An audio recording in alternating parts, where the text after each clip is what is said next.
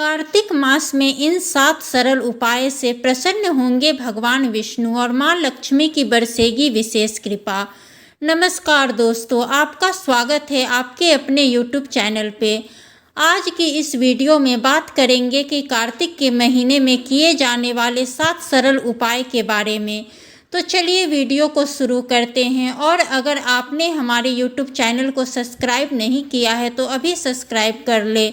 जय श्री कृष्णा, राधे राधे। अगर आपको हमारी वीडियो पसंद आती है तो वीडियो को एक लाइक करना ना भूले। तो चलिए आज की वीडियो को शुरू करते हैं। कार्तिक का महीना बहुत ही पुण्य कमाने वाला महीना है। इस महीने में किए जाने वाले कुछ सरल उपाय से जीवन में सुख समृद्धि बनी रहती है, साथ ही व्यक्ति कई तरह के पापों से भी मुक्ति पाता है। आइए जानते हैं कार्तिक मास के सरल उपाय के बारे में।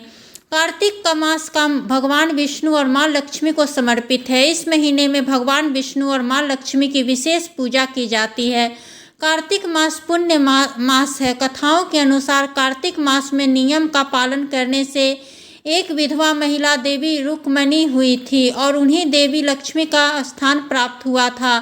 कार्तिक मास का शास्त्रों में जो वर्णन है उसका गुणगान ही नहीं किया जा सकता। इस महीने में भगवान विष्णु मत्स्य रूप में जल से वास करते हैं, जबकि उनका वामन अवतार पाताल में निवास करता है। इसलिए गंगा तट पर लोग कल्पवास भी करते हैं। कहते हैं जो कल्पवास करते हैं उन्हें पूर्व जन्म में नहीं फंसते। तो आइए जानते हैं कार्तिक मास में किए जाने वाले सरल उपाय, जिन्हें करने से मिलेगी भगवान विष्णु और मां लक्ष्मी की विशेष कृपा।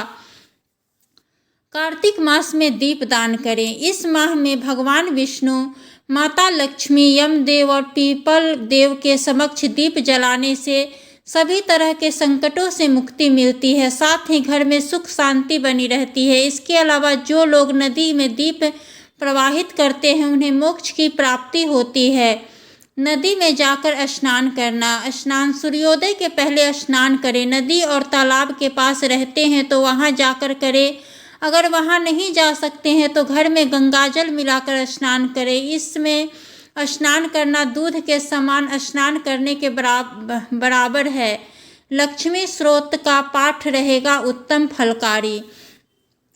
कार्तिक महीने में लक्ष्मी स्रोत, कनक धारा स्रोत अथवा विष्णु स्रोत का पाठ करना विशेष फलदायी माना गया है। ऐसा करने से देह त्याग के बाद उत्तम लोक में स्थान मिलता है और जब तक धरती पर रहते हैं समृद्धि और सुख प्राप्त होता है। कार्तिक नियमों का पालन करने वाले पूर्व जन्म लेते हैं तो उन्हें उत्तम कुल परिवार में स्थान मिलता है और सुख में जीवन जीते हैं। तुलसी में दूध मिलाकर दे जल। कार्तिक मास में सुबह शाम तुलसी की जड़ में जल से दूध मिलाकर देना चाहिए और उनके आसपास सफाई करनी चाहिए। सुबह शाम घी का दीपक जलाएं। भगवान विष्णु को जो भी भोग लगाए उसमें तुलसी का पत्ता जरूर रखें। इसके बिना भगवान विष्णु भोग स्वीकार नहीं करते हैं। साथ ही कार्तिक मास में देव प्रमोदनी एकादशी पर तुलसी विवाह करना भी बहुत उत्तम फलकारी रहता है। भगवान विष्णु को तिल करे अर्पित।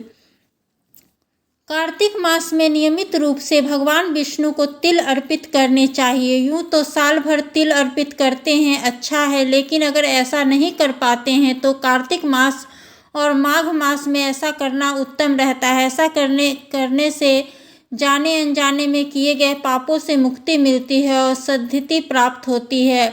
तुलसी की मिट्टी से करें यह उपाय।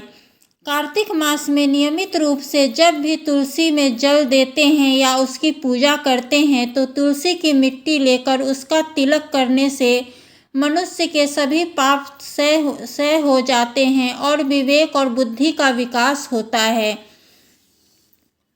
कार्तिक मास में दान करें अन्न। कार्तिक मास में अन्न और वस्त्र का दान करना अति उत्तम माना जाता है। अगर आप कुछ नहीं कर पाते हैं तो अन्न और वस्त्र का दान जरूर करें। ऐसा करने से वह अगले जन्म में गरीब पैदा नहीं होता है और उसे परलोक में भी अन्न और जल की कमी भी नहीं रहती है। जय श्री हरि, जय भगवान विष्णु।